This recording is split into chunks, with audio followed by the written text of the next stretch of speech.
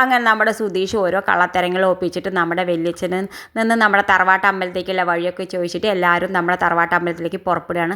നമ്മുടെ ചാന്ദ്രീനെയും കൂടെ കൂട്ടിട്ടുണ്ട്. കാരണം ചാന്ദ്രീനെ ഒറ്റയ്ക്ക് വിട്ട് പോകാൻ പറ്റില്ല വെച്ചിട്ട് ചാന്ദ്രീനെയും കൂടെ കൂട്ടിയിട്ട് എല്ലാവരും കാറിൽ നമ്മുടെ സുധീഷിനാണെങ്കിൽ ലൈസൻസും കിട്ടുന്നുണ്ട്. എല്ലാവരും കൂടി പോകുന്നുണ്ട്, കുടുംബക്ഷേത്രത്തിലേക്ക് പോകുന്നുണ്ട്. എന്തായാലും നമ്മുടെ അമ്മായിക്കാണെങ്കിൽ സംശയം നമ്മുടെ സുനന്ദി അവരുടെ കൂടെ പോകുന്നുണ്ടോയെന്ന്.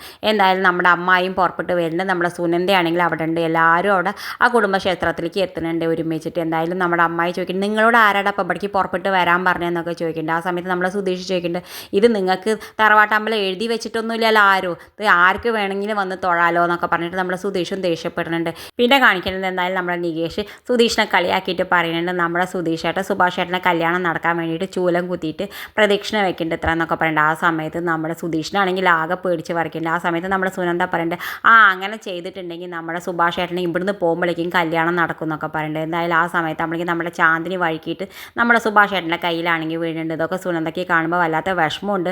പക്ഷേ അപ്പുറത്താണെങ്കിൽ അവൾക്ക് സന്തോഷമാവുന്നുണ്ട്. അങ്ങനെ സുഭാഷേട്ടൻ കല്യാണം കഴിക്കുകയാണെങ്കിൽ കഴിക്കട്ടെ എന്ന് വിചാരിക്കുന്നു. പിന്നെ കാണിക്കുന്നത് എന്തായാലും എല്ലാവരും കുടുംബക്ഷേത്രം തൊഴുന്നുണ്ട്. ആ സമയത്ത് നമ്മുടെ കുടുംബക്ഷേത്രത്തിൽ ഒരു വഴിപാടുണ്ട്. നമ്മുടെ ചൂടുള്ള തീൻ്റെ ചട്ടി നമ്മുടെ ആരെങ്കിലും കുടുംബത്തിലെ അംഗങ്ങൾ പിടിക്കണം. ആ സമയത്ത് നമ്മുടെ നിധിയാണെങ്കിൽ അവൾ പിടിക്കാമെന്ന് പറഞ്ഞ് ഒരുങ്ങുന്നുണ്ട്. നമ്മുടെ സുഭാഷേട്ടനും സുധീഷൊക്കെ ഒരുപാട് തടയുണ്ട്. പക്ഷേ നിധി പറയുന്നുണ്ട്, ഞാൻ ആ വീട്ടിലത്തെ ഒരു അംഗമല്ലേ ഏട്ടാ, ഞാൻ പിടിക്കാമെന്ന് പറഞ്ഞിട്ട് നമ്മുടെ നിധി ആ വഴിപാടൊക്കെ ചെയ്യുന്നുണ്ട്. അവളുടെ കൈയാണെങ്കിൽ ആകെ പൊള്ളുണ്ട്. നമ്മുടെ സുധീഷാണെങ്കിൽ ഞാൻ അപ്പോഴും പറഞ്ഞില്ല ഇതൊന്നും ചെയ്യേണ്ടതെന്ന് പറഞ്ഞിട്ട് കുറേ മരുന്നൊക്കെ വെച്ച് കൊടുക്കുന്നുണ്ട്. ഇതൊക്കെ കാണുമ്പോൾ നമ്മുടെ നിധിക്കാണെങ്കിൽ നമ്മുടെ സുധീഷിനോട് വല്ലാത്തൊരു ഇത്തിരി ഇഷ്ടമൊക്കെ തോന്നുന്നുണ്ട്. കാരണം അവൻ വല്ലാതെ ഇവളെ കെയർ ചെയ്യണ്ടല്ലോ എന്നൊക്കെ വിചാരിച്ചിട്ട്. ഇത് കാണിച്ചും കൊണ്ടാണ് ഇന്നത്തെ പ്രൊമോ അവസാനിക്കേണ്ടത്. ഇതുപോലുള്ള പ്രൊമോ വിശേഷങ്ങൾ നിങ്ങളുടെ മുന്നിൽ എളുപ്പത്തിലെത്താൻ ഈ ചാനൽ ഒന്ന് സബ്സ്ക്രൈബ് ചെയ്യാൻ മറക്കരുത്.